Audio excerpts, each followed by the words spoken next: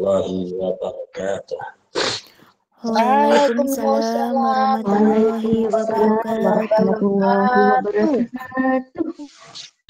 A'udzu billahi minasyaitonir rajim. Bismillahirrahmanirrahim. Alhamdulillahi rabbil alamin. Wassalatu wassalamu ala sayyidina wa maulana Muhammadin asrafil anbiya wal mursalin wa ala alihi wa sahbihi wa man tabi'ahu bi ihsanin ila yaumiddin. Subhanaka la ilma lana illa ma 'allamtana innaka antal alimul hakim. Amma ba'du, usikum wa nafsi bi taqwallah. Faqad fazal muttaqun. Yang dirahmati Allah seluruh jamaah yang tergabung di Aula Iwamit On Air dari semua kelompok bunga dan semua keluarga, apa tadi istilahnya nggak tahu, ada DJ, ada orang apal wis pokoke sing penting ya wis kabeh.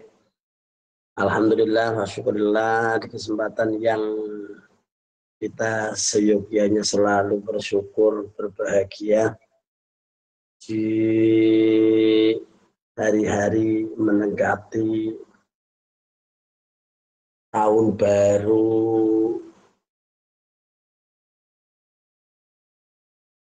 Syamsiah atau tahun baru yang menggunakan perhitungan bumi mengitari matahari. Itu namanya tahun Syamsiah.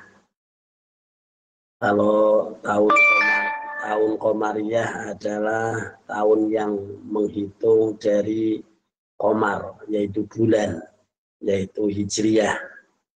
Alhamdulillah kita masih oleh Allah diberikan kesempatan untuk bisa terus berjuang memperjuangkan apa saja yang kita anggap bahwa itu memerlukan perjuangan, yaitu termasuk berjuang mencari ridho Allah, mencari fadl Allah, dan berjuang mencari ridho Allah dengan cara yaitu kita mencari ilmu. Ya, sama-sama hukumnya adalah ya wajib. Boleh duit ya wajib, boleh ilmu wajib. Maka nggak ada bedanya. Sama-sama wajib. Dan wajib ya perlu kudu dilakoni, nek ra dilakoni dosa.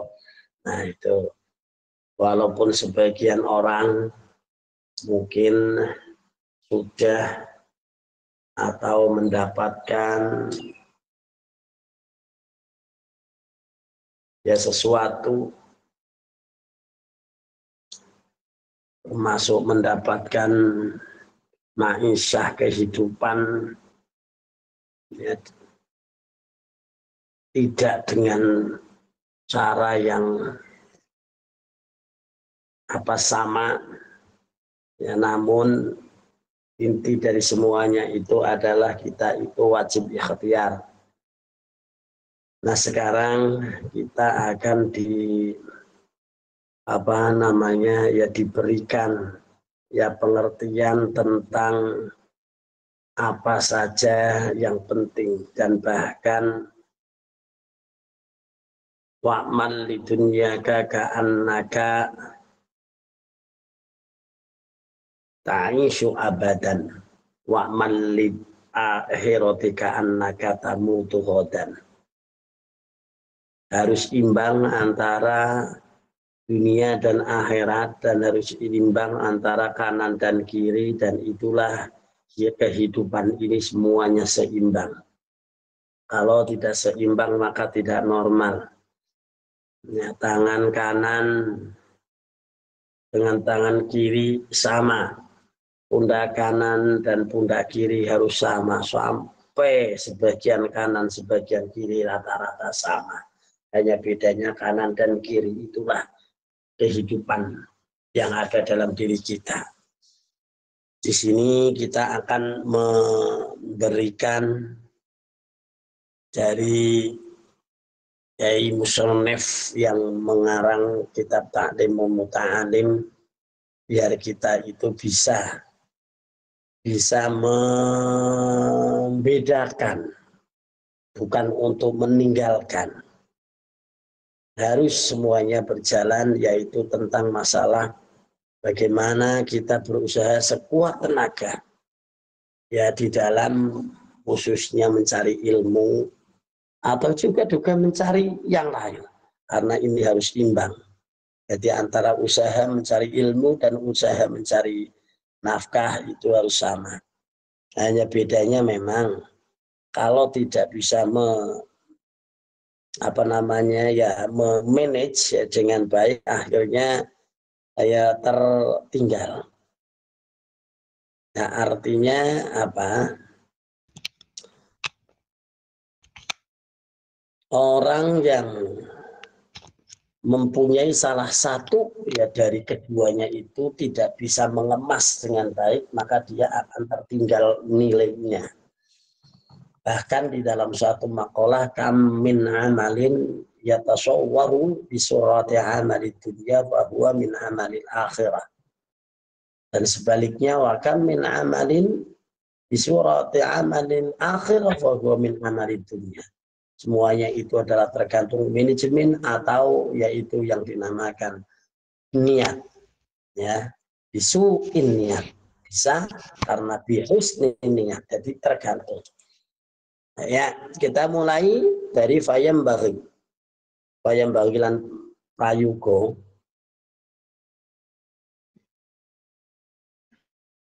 Ayyub Aibar.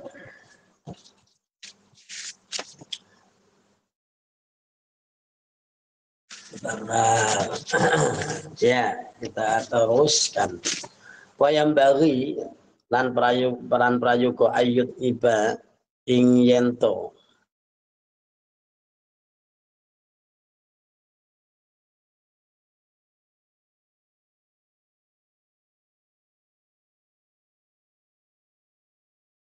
ya ayun aiba yen to yo apa jenengane nyiapake yang mempersiapkan nafsahu ing ayo awake talibul ilmi kaya bagian prayuga apa yo wong kang golek ilmu kita yaitu ayun aiba yen to nyiapaken nafsahu ing awak dhewe ne ya wong kang golek ilmu boleh nyiap-nyiapake ala tahsili ing atase ngasilake ilmu wal jidilan nemen-nemeni wal muwadhabatilan yo napa njogo nglama wal muwadhabatilan terus-terusan ngajekake nggih bita amuli kelawan ngangen-ngangen berpikir fi fadhailil ilmi ing dalam piro-piro kautamane ilmu. Wa innal ilma satemene ilmu iku kekal langgeng wal malu utawi bondo iku yafna apa yafna fana atau yo ora langgeng ama kala kaya oleh ngendika sapa Amirul Mukminin Ali bin Abi Thalib yo Ali bin Abi Thalib karamallahu wajah karama muga-muga mulyakaken sapa Gusti Allah wajahu yo Pak panjenengane Sayyidina Ali. Pangandikane Sayyidina Ali apa? Ya, sebelumnya Ya, sebelumnya tadi disampaikan oleh pengarang ini bahwa ya memang seyogyanya bersiap-siap orang yang mencari ilmu untuk mempersiapkan diri untuk mendapatkan, untuk ya apa, bersungguh-sungguh dan selalu yaitu memikirkan atau ngangen-ngangen keutamaan ilmu, karena ilmu itu adalah langgeng atau tidak ada matinya. Tapi kalau harta itu adalah yaitu fana. Nah, apa bedanya? Nanti ini kita biar tidak membedakan. Walaupun keduanya itu sama-sama.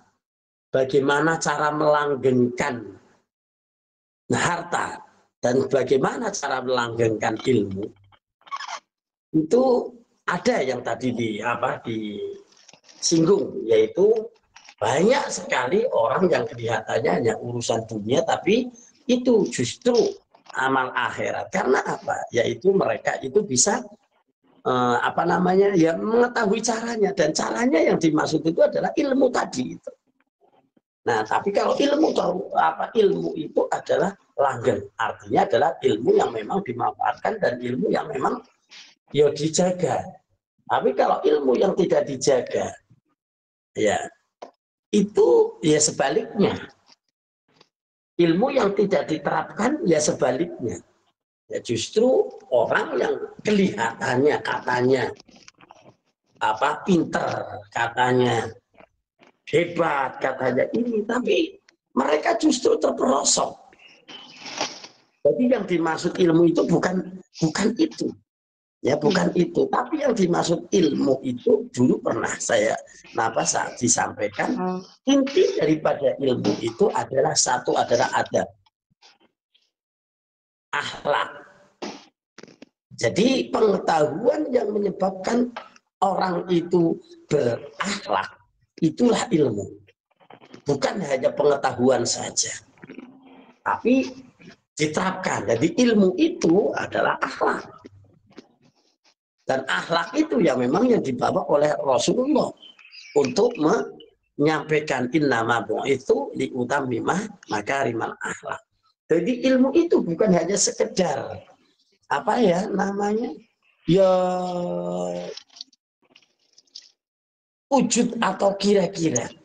Itu kan baru orang dikatakan mungkin satu merasa pinter, dua merasa benar merasa lebih dari yang lain, tapi dia sebetulnya itu adalah bukan hanyalah pengetahuan saja, belum berarti ilmu. Tapi kalau ilmu itu sudah matang dan yang hidup tadi yang dikatakan itu adalah ilmu yang memang sudah langsung ditampilkan di dalam perbuatan, yaitu jadi akhlak.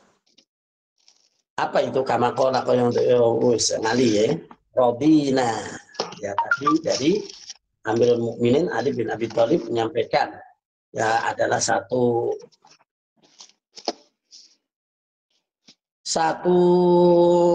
ya perkataan Robina, ya Robina ridho sopong kita ismata jabari ing tunjunane pangeran kang moho jabar bina kanggo ingsun. Jadi Ali bin Abi Thalib itu kan disebut sebagai gudangnya ilmu. Jadi Ali bin Abi Thalib menyampaikan, saya ridho mendapatkan bagian ilmu dari Allah. Kenapa? Mendapatkan bagian dari Allah. Apa? Anu damine diemut. Astagfirullahaladzim. Ngapunten nggih. Ayo, aku mau orang ngemut. Orang ngemut langsung gebres ya, seru banget sampai kaget pembawa acara nih. Dan langsung ya. Pangapunten Abah, nyen pangapunten nggih, sembah nuwun. Ayo timot. Lana tumrap nggih kula tumrap kita kanggo ingsun apa ilmu walil a'dai lan kanggo pira-pira mungsuh malun bondo. Nah, ini hanya kata-kata apa ya namanya ya yang belum selesai, artinya perlu dicerna. Artinya bahwa orang Islam itu lebih ya Rasul Ali bin Abi Thalib itu adalah mendapatkan predikat ilmu. Bukan berarti tidak punya harta. Ya, tidak punya harta. Maksudnya untuk musuh adalah yaitu yang mereka hanya mengutamakan harta, bukan mengutamakan ilmu. Jadi seolah-olah ada satu perkataan bahwa saya ridho kalau saya diberikan ilmu, bahkan musuh-musuh Allah itu diberikan harta. Ya memang yang jadi andalannya adalah itu. Tapi bukan berarti orang Islam berarti punyanya ilmu tok, nggak punya harta, tidak. Gitu. Terus fa innal mala sak temene yo bondo yafna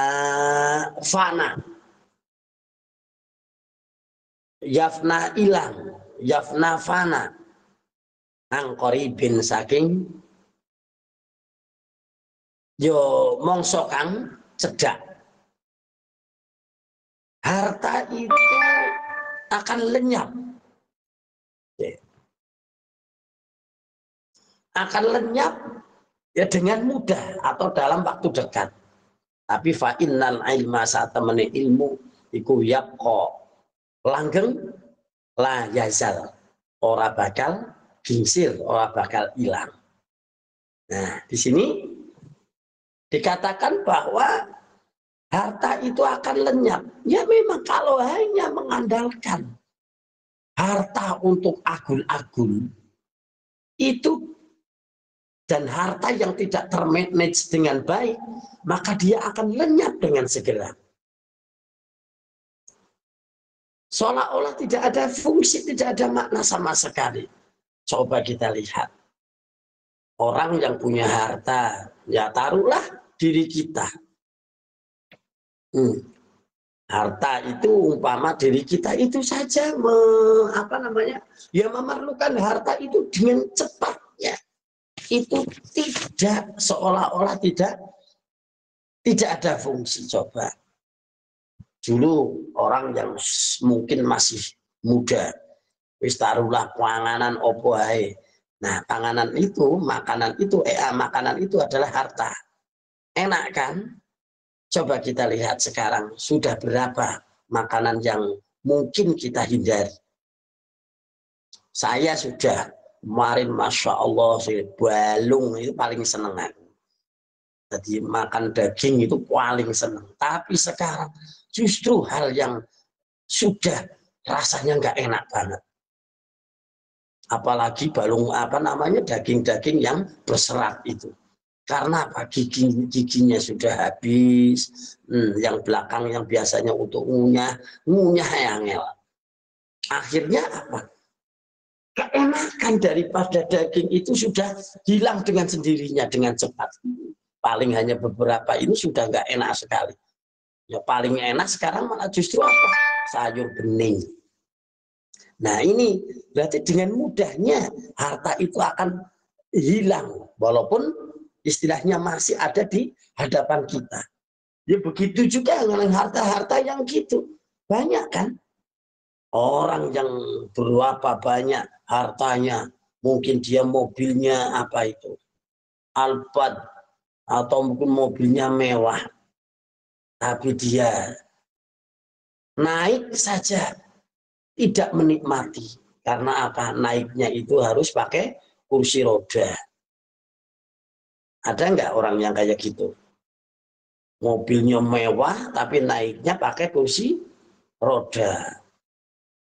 Bahkan ya seolah-olah kemana naiknya itu bukan untuk jalan-jalan, tapi justru ke rumah sakit kontrol. Nah ini akan begitu kira-kira. Nah tapi yaitu tadi, kalau harta itu dikekalkan karena ilmunya, karena dia punya ilmu, itu harta itu bisa kekal. Dengan cara apa? Ya dengan cara sebagian ditasarufkan ke hal-hal yang membuat kekal. Apa itu? Untuk sodako, untuk menolong orang yang membutuhkan dan sebagainya. Orang akan membaca dia adalah orang hebat atau orang yang belajar, tapi dia akan terkenang karena orang yang punya harta itu adalah melanggengkan. Karena apa? Digunakan untuk menolong orang lain yang akhirnya dengan ilmunya melanggengkan harta itu jadi tercapai. Itu. Nah sama juga orang yang mempunyai yang dimaksud fa'inan ilma yaqala yazam. Sesungguhnya ilmu itu adalah langgeng dan tidak akan hancur. Itu yang dimaksud ilmu itu adalah cara yang memang digunakan. Bukan hanya sekedar cara dok. Nah sekarang banyak sekali orang-orang yang dianggapnya dia punya cara. Tapi hanya teori tok. Ya katanya pinter, tapi mau iso ngomong tok. Tidak pernah dipraktekkan di dalam kehidupan dan sebagainya. Tapi ilmu yang kekal itu adalah ilmu yang sudah berwujud apa? Berwujud akhlak. Sama dengan harta tadi. Harta yang diselimuti atau yang dikawal oleh ilmu akhirnya menjadi akhlak juga. Apa? Akhlaknya orang yang punya harta, punya ilmu. Dia akan tahu bagaimana bersikap kepada orang lain. Nah, inti daripada ilmu itu adalah akhlak. Jadi siapa yang menggunakan ilmu maka dia akan kekal. Tapi orang yang hanya menggunakan harta saja, maka dia tidak dianggapnya adalah yafna angqorib. Karena apa? Dengan otomatis dia akan musnah dengan cepat. Walaupun mungkin hartanya masih wujud, tapi dia sudah tidak berguna bagi orang itu. Tadi karena apa? Karena tergerus oleh waktu. Ora kanggo gawe. Banyak kan justru orang-orang yang kaya, orang-orang yang itu, maka hartanya cuma jadi rebutan. Kemana? Kemanfaatan daripada harta itu. Nah, maka dari itu, yaitu tadi. Harta yang diikuti dengan ilmu atau ilmu yang diterapkan menjadi adab itulah yang akan kekal. Oke, insya Allah itu dulu sedikit-sedikit lama-lama menjadi ya bukit ya. Mungkin untuk besok kita lanjutkan. Ya, kurang lebihnya sampai sekian dulu. Wa'alaikum minkum. Wabillahi taufiq wal hidayah. Assalamualaikum warahmatullahi wabarakatuh. Kita lanjut dengan si malakama. Silakan inspirasikan masalah Anda langsung kita kembangkan. Yuk, assalamualaikum warahmatullahi wabarakatuh. Waalaikumsalam warahmatullahi wabarakatuh. Monggo bunda-bunda sing ajeng bertanya.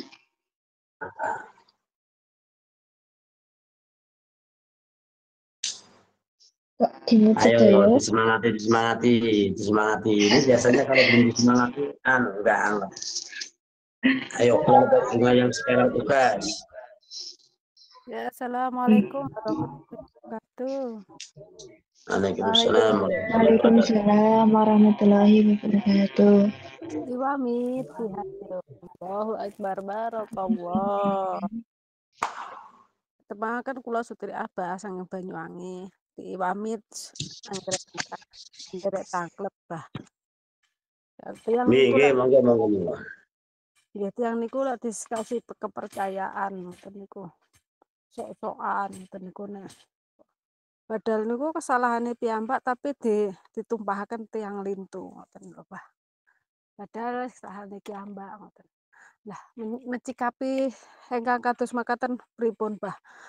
Nanggapine menghadapine ngoten pripun, Bah? Gimana tadi?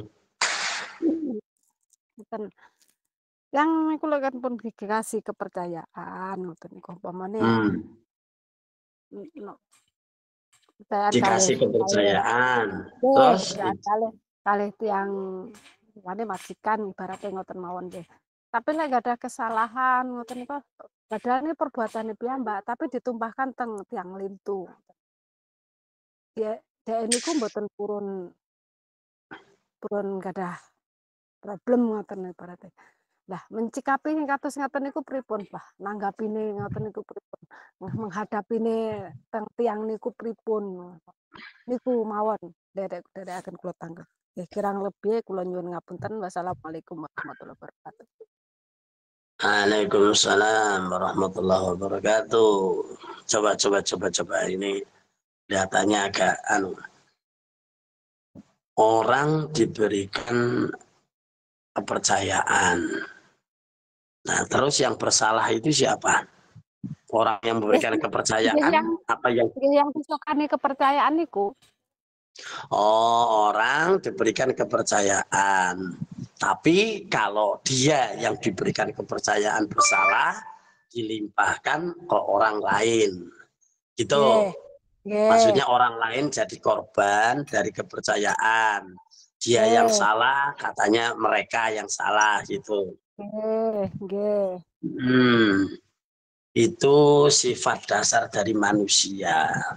Wa ukhdiratil anfusus syuhha, dihadirkan kepada setiap nafsu, kepada setiap anfus as-syuhha, pelit. Itu kayaknya sifat semua orang itu begitu. Jadi mereka itu merasa pelit untuk apa? Untuk bersikap. Pelit untuk menganggap bahwa dirinya salah. Pelit untuk menganggap bahwa orang lain itu baik. Pelit artinya yang dimaksud itu adalah egois. Ada nggak orang yang nggak egois? Jarang. Ya jarang. Semua orang sebetulnya watak dasarnya adalah egois. Mau menangnya sendiri. Yopora. Halo? Ya enggak ya, sampai iya lah. Nah iya, makanya orang itu watak dasarnya adalah egois, itu menangnya sendiri. Siapapun itu. Jangan-jangan termasuk Nyong. Siapa? Saya. Termasuk Nyong. Itu dasarnya itu adalah itu. Nah sekarang gimana? Jadi kalau kita menyikapi mereka yang kita anggap dia egois, itu adalah kita diusahakan kita menghilangkan egois itu untuk diri sendiri dulu. Untuk mereka biarkan. Ya memang dia anunya kok. Ya artinya begini. Ya kita untuk menata bahwa kita harus bisa menerima dulu apa yang harus ada kesan kita. Ya, jadi artinya kita itu untuk tidak pelit ya kepada diri kita sendiri, ya istilahnya menerima. Istilahnya apa ya? Ya menerima sesuatu itu datang dari orang lain. Artinya apa? Bisa menyabarin. Walaupun yang namanya sabar itu bukan hanya sekedar nerimo. Yang namanya sabar itu adalah termasuk mengolah satu suatu nerimo itu menjadi hal yang baik. Artinya apa? Kita itu apa namanya, ya bisa menyadari bahwa kita ya member, karena mereka itu punya egois macam itu. Tapi kita bukan hanya sekedar nerimo saja, ya kita itu menyampaikan kepada mereka, lha sing salah ki sapa? Lha sing salah sampean kok masa saya yang dianu, kan namanya nggak benar. Jadi sekedar kita menyampaikan kepada orang itu apa namanya, ya perasaan yang cara penyampaiannya itu adalah tidak egois juga. Karena yang namanya egois itu musuhnya pasti egois. Pasti itu. Orang marah, musuhnya itu pasti pemarah. Tapi kalau orang kok kalem, nggak ada musuhnya. Jadi dia itu kalem. Kita itu kalem. Kira-kira bermusuhan nggak?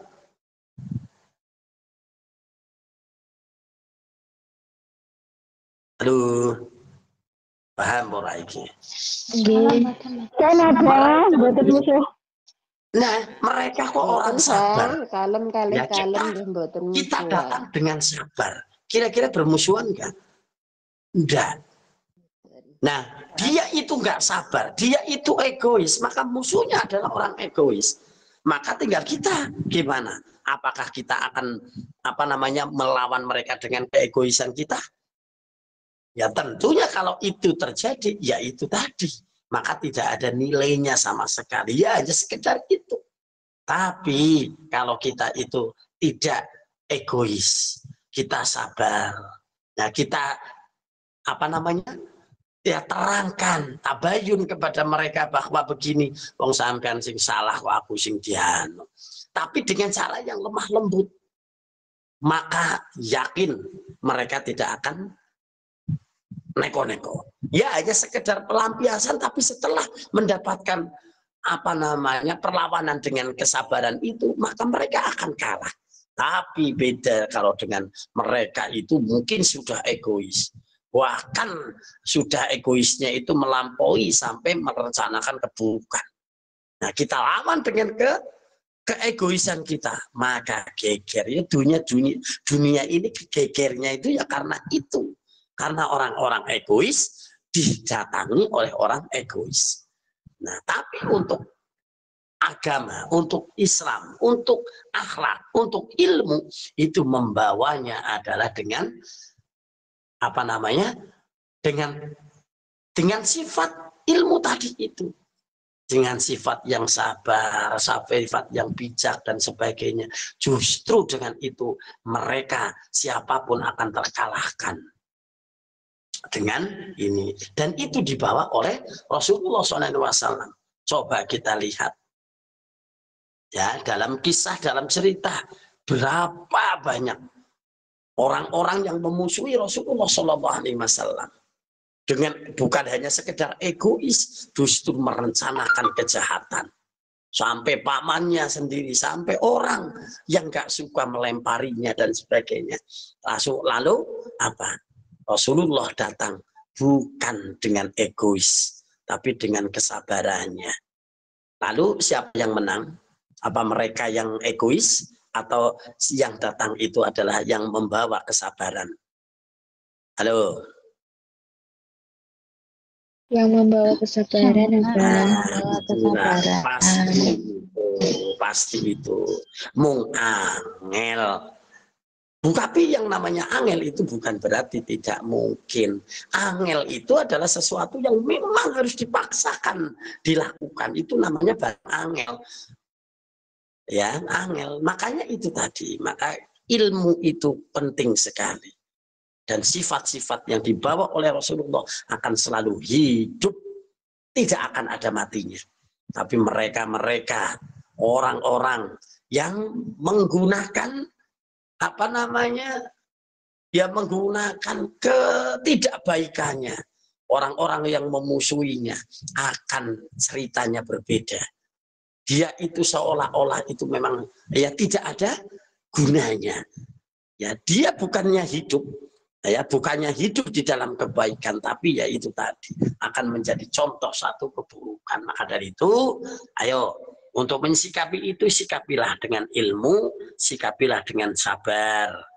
Ya kita ngomong, kita ini tapi bukan dengan egois juga. Karena kalau dengan egois justru tidak akan ada hasilnya dan Anda belum tentu menang. Tapi kalau dengan lemah lembut, dengan kesabaran, dengan tabayun, Anda akan menang. Contohlah Rasulullah. Yuk, sekian. Assalamualaikum warahmatullahi wabarakatuh. Yuk, yang lain. Assalamualaikum warahmatullahi wabarakatuh. Iwami jihadil alaqad barokallah. Apa, saya mau tanya begini. Ini kan udah mau Imlek ya. Seandainya kita nyari orang terus buat kerja sementara Sabtu sama Minggu kayak gitu kan. Dari majikan itu gajinya seumpamanya 1.000 gitu lah. Terus orang tersebut itu ngasih sama orang yang mau kerja 900 kayak gitu. Itu hasil dari itu gimana apa hukumnya? Wassalamualaikum warahmatullahi wabarakatuh.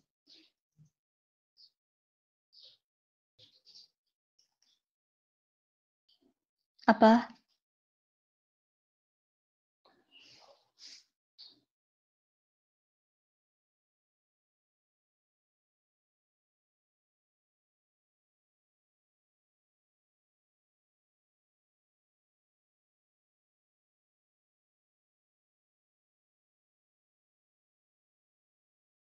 Tak jatuh loh. Mana nih kok nggak ada suaranya? Oh, kok nggak ada suaranya? Imut. Tak kira sinyal. Imut.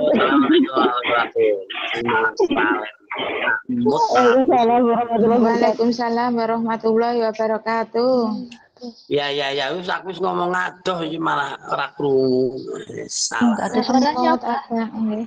Iya, wong memang dimut aku ngomong dhewe kok. Ya gini. Ngomong dhewe timut. Ya ora Iya, krungu. apa ini bilang ngomong kayak gini kan kadang-kadang saya sambil kalau mikir itu enaknya sambil merem. Jadi saya pakai meremnya nggak taunya moodnya belum dilepas ya. Gini. Sambil kerja kepada orang lain.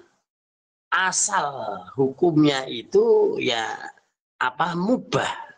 Artinya nggak masalah.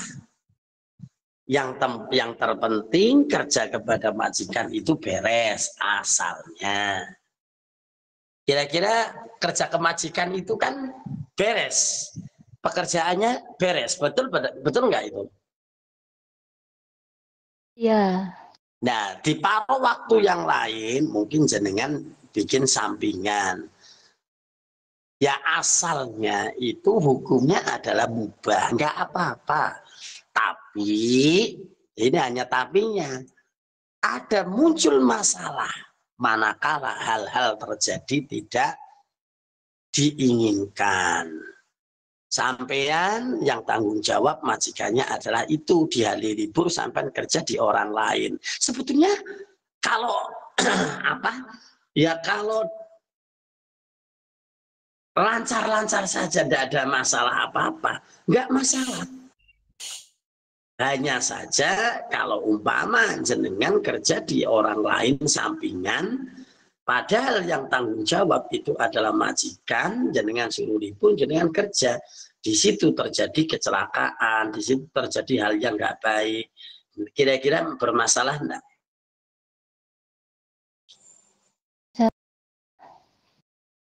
Nah, kira-kira bermasalah enggak? Arti akhirnya jenengan bermasalah dan akhirnya bermasalah dengan majikannya. Ya, kok begitu? Udah kerja di sana, saya yang harus tanggung jawab. Nah, padahal ya pemerintah itu di situ pertanggungjawabannya itu adalah ada di majikannya. Nah, terus gimana caranya? Ya caranya sih, kalau memang itu dilakukan, maka lakukanlah dengan hati-hati. Terus kita harus bisa memperkirakan apa efek dari itu semuanya. Kalau kita bisa menekan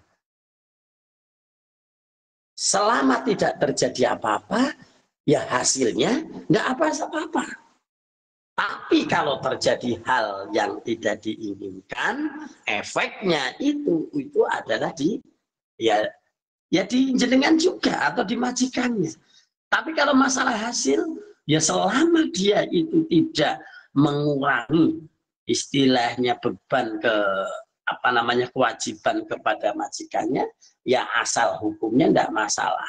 Tapi kalau buntutnya itu besar risikonya, ya otomatis itu jadi masalah. Akhirnya yang namanya hukum itu kan gesernya itu kanan kiri. Asalnya itu mubah. Kalau tidak terjadi apa-apa, maka tergesernya menjadi 2, sunnah atau bahkan menjadi wajib. Tapi kalau menggesernya ke risiko, maka menjadi makruh dan bahkan menjadi haram. Begitu ya. Ayo. Kalau mau dilanjutkan. Ayo, mboten ngoten itu ada majikan kan nyari orang buat kerja, terus ada orang juga itu nyari orang juga ngoten lho. Lah terus dari majikan kan gajinya 1.000 seumpama ya yang dikasih tanggung jawab itu ngasih ke orang lain lebih murah ngoten lho. Ngoten niku begitu itu. Iya saya tahu. Itu namanya apa ya?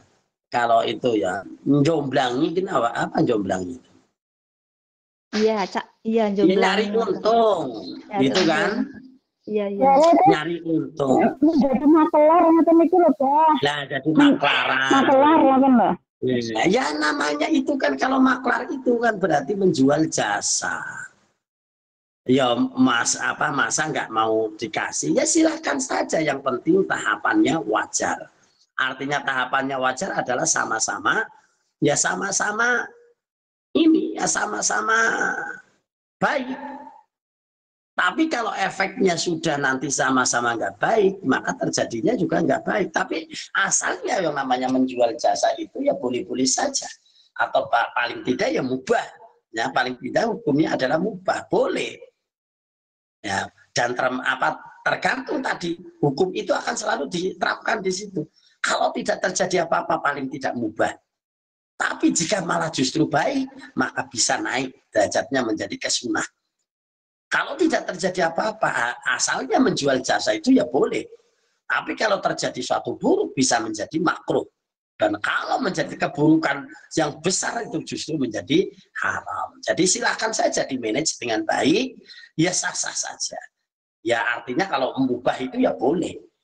Kalau boleh itu ya berarti belum ada hukum yang mengikat. Nanti kalau kok baik, berarti jadi halal, jadi bagus. Ya, atau mungkin ya tidak ada hukum. Tapi kalau jadi buruk, itu nanti ya jadi makruh. Atau mungkin bisa nanti jadi haram. Silakan berpandai-pandailah untuk ya maklaran, nggak apa-apa. Wong kami juga harusnya punya jasa. Tapi kalau memang bisa, ya genah-genahan. Aku kon golek, umpama saya nyari pekerja dan sebagainya, saya diupai piro itu, atau mungkin kepada yang bekerja, Mbak, jenengan kan kalau kerja di sini dengan langsung sendiri, kan gajinya 1.000. Tapi karena saya ngajak jenengan harus ngasih ke saya 100 setiap bulan, gimana? Mau enggak? Ya enggak apa-apa, Mbak. Nah kalau sudah ya udah diterima. Gitu. Nah sekarang tinggal nanti munculnya masalah gimana? Pelit enggak? Sudah janji kayak gitu, nyatanya enggak dikasih. Itu kalau bisa itu ya semacam itu adalah salah satu untuk melegalkannya. Kalau ternyata jadi sama-sama ikhlas, sama-sama ridho dan menjadi kebaikan, maka bagi jenengan jadilah hal itu menjadi hal yang baik, atau halalnya itu ya jadi menjadi bahkan menjadi sunnah, bahkan wajib bisa, atau mungkin tadi itu. Paham ya? Silakan. Umpama mau kok diem-diem, ya umpama diem-diem jenengan, tapi dalam tahap wajar. Jika ketahuan majikan juga nggak masalah, ketahuan yang bekerja juga nggak masalah. Jenengan yang dipercaya gajinya dikasihkan ke jenengan, Terus jenengan kasihkan kepada mereka 900, tapi sampai nggak ngomong kalau gajinya 1000, nggak masalah. Yang penting nanti pada saat jenengan itu nanti ketahuan, jadi gajinya 1000 aku ya mbak, jadi aku DKI 100 ya moso aku apa jasanya aku diregani, nggak dihargai, kan begitu. Nah maka dari itu ya itu tadi, ya silahkan untuk di manage dengan baik, ya dengan cara terang-terangan atau dengan cara yang apa namanya yang tadi itu, ya, yang jadi udah ya, jadi begitu. Iya apa, matur suwun apa. Assalamualaikum warahmatullahi wabarakatuh, Bah. Iwami jihadiu Allahu Akbar barakallah. Kalau tulis Bah saking Lampung. Ini mau tanya Bah. Saya punya kawan itu ahli ibadah Bah. Ibadahnya Masya Allah luar biasa. Tapi selalu suudzon, selalu berpikir buruk tentang orang gitu Bah. Itu gimana cara kita nasihati dan gimana cara kita menyikapi gitu? Ini kemauan pertanyaan saking kula. Mohon jawabannya, Pak. Assalamualaikum warahmatullahi wabarakatuh. Ya, waalaikumsalam warahmatullahi wabarakatuh. Orang yang selalu suudzon, ya, adalah orang yang tidak akan pernah mendapatkan kebaikan dari siapapun. Itu orang yang selalu suudzon.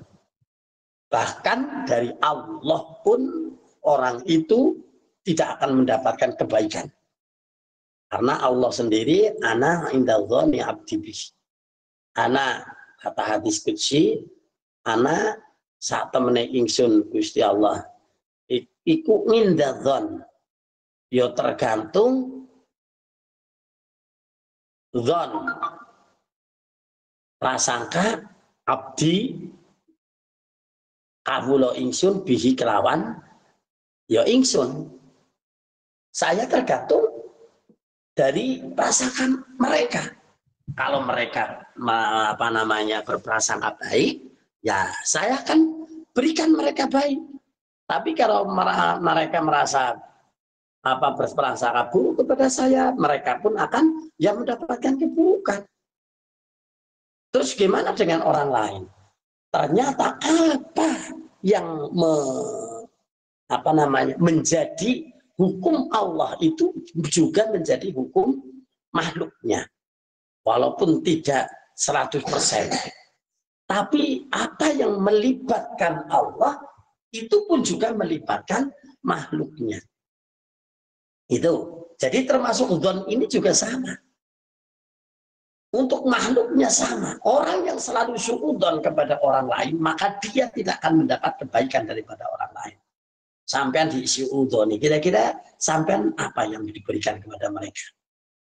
Sampean mendapatkan manfaat enggak dari isu udzon? Apa mereka mendapatkan manfaat dari jenengan enggak kira-kira? Sampean umpama selalu dikira-kira apa sangka-sangka pelit, sangka-sangka apa dan sebagainya. Sudahlah yang jelas saja kita yang berhubungan dengan materi. Sampean diomong pelit, sampean diomong iki iku. Kira-kira kalau dia itu minjem ke sampean atau minta penjenengan, itu jenengan ngasih ya? Tidak, Bang. Nah, enggak kan? Itu efeknya mereka. Ya, tapi sebaliknya kalau mereka ngelem-ngelem sampean, selalu baik dengan sampean, selalu husnudzon dengan sampean, maka yang Anda bisa lakukan untuk mereka dalam hal kebaikan, jenengan akan kasihkan. Nah terus piye bersikap kepada orang yang selalu suudzon kepada orang lain? Ya saya tanya balik, maunya apa jenengan? Apa maunya biar mereka sembuh? Apa bagaimana? Maunya mereka sembuh, Bah. Nah, maka Kasihan. jenengan harus bersikap kebalikan dari orang yang disuudoni. Apa kepada orang yang mensuudoni ke jenengan. Itu mereka akan sembuh. Gimana caranya? Ya mereka menyangka apa jenengan, sudah jenengan diam saja. Bahkan dibaikin. Mereka sebetulnya sedang butuh apa? Kok mereka sebetulnya jelek banget. Nguring-nguring, tapi dia butuh uang. Butuh apa bantuan jenengan bantu. Dia akan malu sendiri. Dia akan nanu, ya Allah, ya koncoku, ya. Tak ngene, tak arani ngene, tak anu ngene kok ya kok apik. Ngerti aku butuh ya dikei. Aku mau suudzon karo kae. Kira-kira begitu enggak kira-kira? Iya, Bah. Nah, jangan aja jenengan itu hanya dengan omongan. Itu suudzon enggak baik, Mbak. Jangan cuma itu toh, malah tambah mangkel. Tapi baikin, dan ini dilakukan oleh Rasulullah. Ya Rasulullah itu kan yang suudzon banyak banget kan. Tapi justru Rasulullah itu tidak membalas suudzon, tapi membalas dengan kebaikan. Ya seperti orang yang dia bukan hanya sekedar suudzon, menyangka buruk, tapi sudah melakukan keburukan, melempari, mengapa, tapi dia pada saat yang melempari itu sakit, dia membalasnya, melempari atau mungkin dendam. Dendam nggak kira-kira? Halo? Dalam kisahnya Rasulullah dendam nggak kepada Boten, Insya Allah, Rasulullah? ya, kita tahan. Nah iya, Rasulullah datang, bahkan yang melempari setiap hari itu ketakutan. Waduh, kita lagi nggak bisa lari, doang orang sakit kok, mana Muhammad teko ya, aku gampang bisa langsung denger aku. Nah, terus gimana? Nyatanya datang nggak dipijitin, dikasih jajan, dikasih makan, bahkan disangoni, dipijit. Nah, terus sampean umpama dengan omongan wis yo mari-mari yo esone wis mari yang cekom balang atine lempar aku meneh, kira-kira dikongkon ngono kok ini kira-kira mau nggak melakukan satu keburukan lagi? Boten apa? Malah justru dia itu sadar diri, ya Allah, Muhammad yang selama ini tak lemparin, tak ini saya dalam keadaan sakit, dikira mau dendam, ternyata enggak, malah mijitin, malah doain, malah ngasih macam-macam, malah nyuruh saya kalau sembuh itu suruh lemparin lagi. Ya tetap gelem, malah dan akhirnya masuk ke dalam Islam. Itulah yang harus Anda lakukan. Jadi bukan hanya membalas suudzon, jangan. Balaslah dengan husnudzon. Bukan hanya sekedar husnudzon saja, tapi praktekkan dengan itu tadi. Kirim sambal kayak, kirim jajan kayak, kirim apa. Justru mereka akan berbalik dalam cepat. Itu. Saya pernah kok. Saya pernah itu melakukan nyontoh Kanjeng Nabi. Padahal aku ngaji dulu sama Pak Ade saya. Yarham, mudah-mudahan Allah memberikan rahmat. Ini hebat banget. Jadi memang saya itu sejak kecil itu nakalnya minta ampun. Sampai ini ya, sudah malah saya ceritakan saking nakalnya saya itu, ke musola itu udah blek ya karuan. Terus akhirnya saya itu pada saat umur 7 sampai 10 tahun itu senangnya itu keburan. Main di lumpur. Tahu ya main di lumpur ya? Itu tadi nggak ada airnya, tapi cuma lumpur tok, diulek sampai itu kayak bebek itu.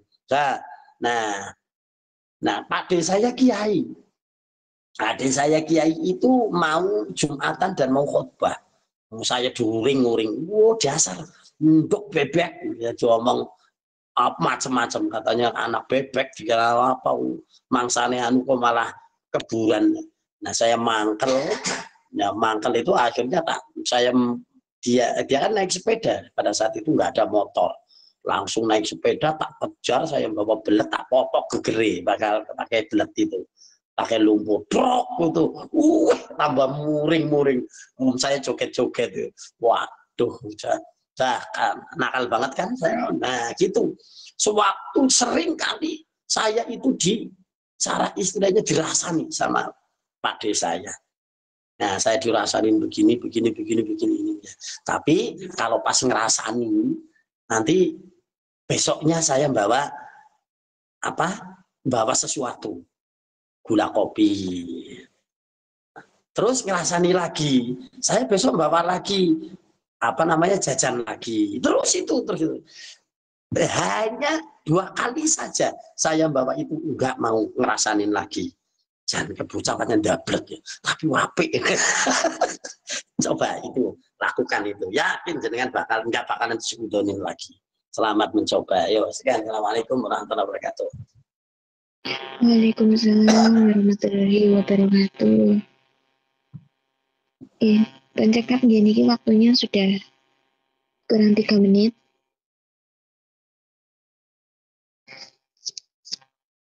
Alhamdulillahirrabbilalamin. Kajian kitab Ta'lim Muta'alim dan doa, mohon maaf nyon doa nerin nggih.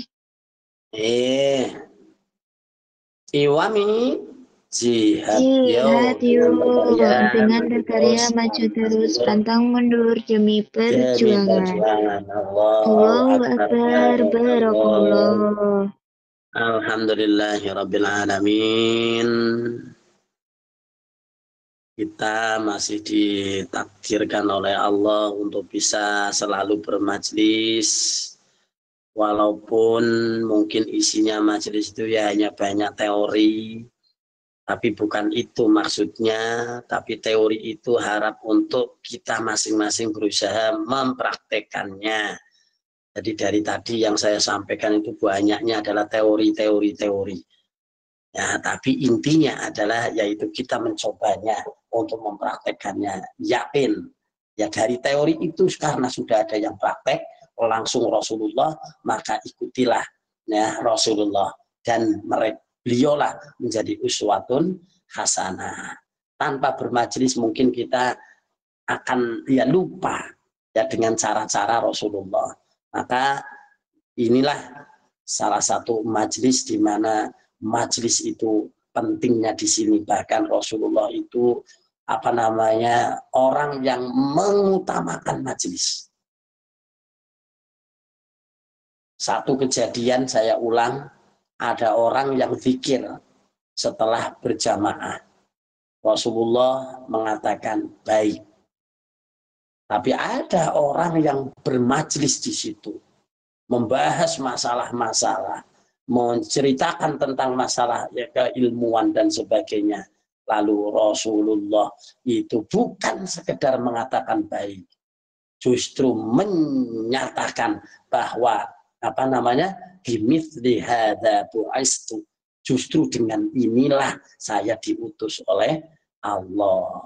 Jadi jangan menyepelekan, wah majelis ngapain. Loh, tanpa majelis sampai ngopo? Wong Rasulullah saya sendiri itu memang paling suka diutus itu karena memang harus dengan majelis ini. Islam itu besar itu ya karena majelis ini, bukan dari kumpulan-kumpulan orang yang nggak jelas. Ya dengan kumpulan, dengan bermajelis semacam ini Islam jadi kuat. Makanya majelis-majelis ini berkembang. Ada yang berkembang menjadi pesantren, ada yang berkembang menjadi macam-macam. Termasuk ini, kumpulan ini berkembang menjadi majelis taklim yang semacam ini. Walaupun hanya di on air. Ini adalah wacana baru ya yang diberikan kesempatan kepada kita. Maka jangan sepelekan majelis ini. Ngapain majelis ini? Bosen. Paling itu. Paling gini. Teori. Ya memang gitu. Ya memang apa-apa itu memang dari teori dulu. Itu ya.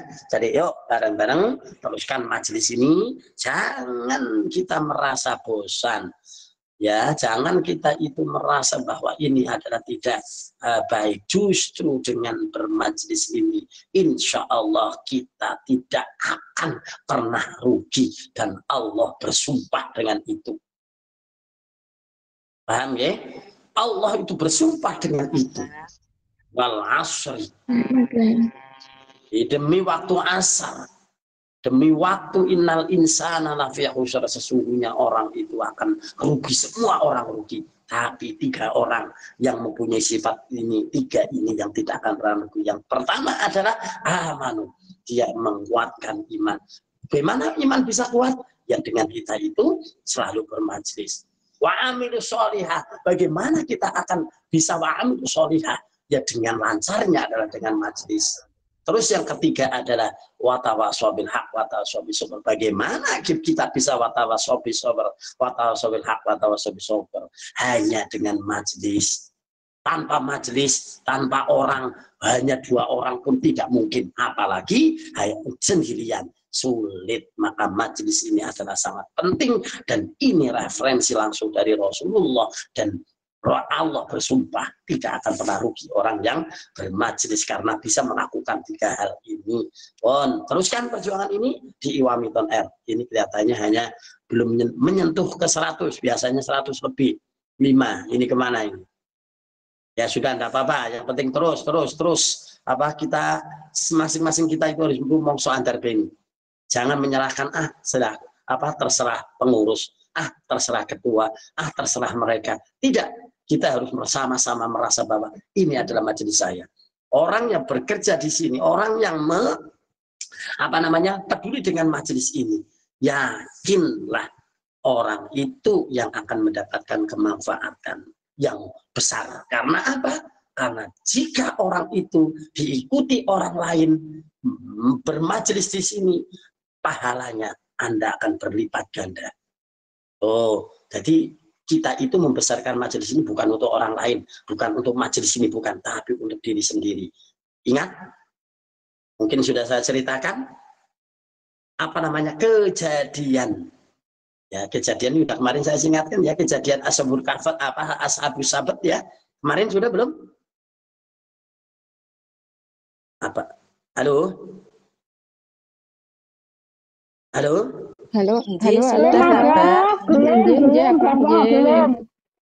Ya, saya sampaikan kenapa Ashabus Sabat pada saat itu ada sebagian orang yang sebetulnya mereka itu tidak mungkin bisa merubah Ashabus Sabat dari adab Allah. Ada 2 orang baik. Yang pertama adalah dia mau mengingatkan kepada orang yang akan diazab oleh Allah. Lalu yang satunya itu nyemooh. Ngapain? Kamu justru menyadarkan mereka, padahal mereka nggak mungkin akan sadar. Mereka nggak mungkin akan mengikuti kata-kata, percuma. Orang yang tidak mau itu. Tapi yang satu lagi, ayo langsung timur. Ini timur, Mbak Ani. Ya. Tapi yang satu lagi berkatanya beda. Saya bukan untuk mencegah mereka dari azab Allah. Tapi ini adalah qalu inni mu'tadirun ila rabbi. Saya ini adalah iktidar kepada Allah biar saya tidak dikomplain. Biar saya tidak dipaido oleh Allah. Memang iya, mereka itu akan diazab. Tapi dengan saya ngandani mereka, ini adalah untuk kepentingan saya, bukan untuk kepentingan mereka. Karena apa? Boleh jadi nanti mereka diazab, tapi saya juga ikut diazab. Karena apa? Karena saya tidak ngomong apa-apa. Oh iya. Jadi itulah pentingnya. Muqtadirun ila rabbi. Jenengan kita itu merasa punya majelis ini dan bekerja bukan untuk majelis, bukan untuk apa, tapi untuk diri kita sendiri. Kita besok tidak akan dikomplain oleh Allah dan kita justru mendapatkan pahala banyak dari orang-orang yang kita ajak di sini. Oke, semangat. Ayo, majelis ini tidak kemana-mana. Kalau bukan kita, siapa lagi? Kalau tidak sekarang, Kapan lagi? Sekian, ayo kita berdoa. Bismillahirrahmanirrahim. Allahumma shalli ala sayyidina Muhammad wa ala ali sayyidina Muhammad. Sayyidil awwalin wal akhirin radhiyallahu ta'ala anhu wa rasulillahi ajma'in. Alhamdulillahirabbil alamin. Hamdan syakirin, hamdan na'imin, hamdan yu'afi ni'amahu wa yu'ti mazidah. Ya rabbana lakal hamdu kama yanbaghi li jalalika wa 'azimi sultanik. Allahumma ighfir lana dhunubana wa li ikhwanina alladhina sabaquna bil iman wa la taj'al fi qulubina ghillan lil ladzina amanu. ربنا إنك رؤوف رحيم اللهم اغفر لنا ذنوبنا ولوالدينا وارحمهما كما ربيانا صغارا اللهم اغفر لنا ذنوبنا ولجميع المسلمين والمسلمات والمؤمنين والمؤمنات خصوصا seluruh jamaah majelis Iwami on air ini dan seluruh keluarga dan seluruh orang-orang yang sudah mendahului kita. Allahumma rabbana ya rabbana taqabbal minna innaka antas samiul alim wa tub alaina ya arhamar rahimin. Allahumma ij'al majlis Iwami on air majlisan mubarakah, majlisan ma'mura, majlisan nafi'ah. Allahumma a'izil Islam wal muslimin, Allahumma a'izil Islam wal muslimin. Rabbana atina fid dunya hasanah wa fil akhirati hasanah wa qina adzabannar. Wa sallallahu ala sayyidina Muhammad. Subhanaka rabbika rabbil izzati amma yasifun. Wa salamun alal mursalin walhamdulillahi rabbil alamin.